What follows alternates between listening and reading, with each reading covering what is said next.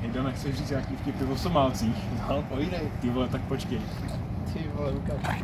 Víš, jak padá Somálec ze stromu, jako suchý list?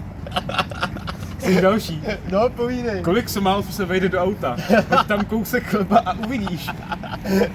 Ještě poslední, teď to dostali tady to. Povídej. Víš, co udělá Somálec, když najde konzervu fazolí? No. Otevře si mexickou restauraci. Dané? Ale jsi v pohodě? Dané!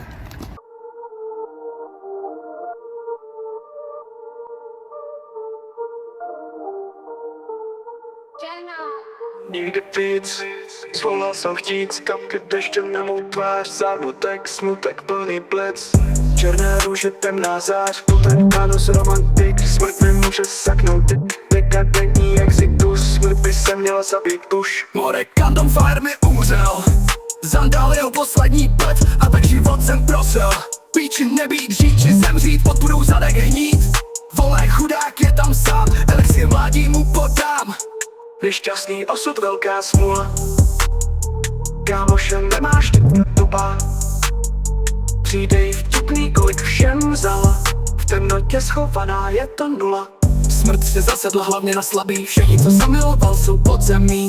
Smrt napadá hlavě nevinné lidi. Myslí si, že jeho stále není. Debil, babi, teď jsou v nebi. Smrt, jdi se zabít.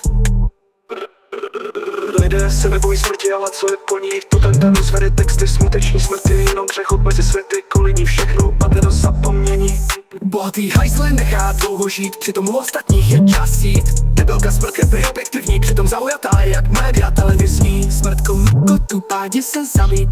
Rakevní smětek, nikdy hlavu omlátit je popelník. Na tvém pohřbu nikdo neřekne, podej mi kapesník.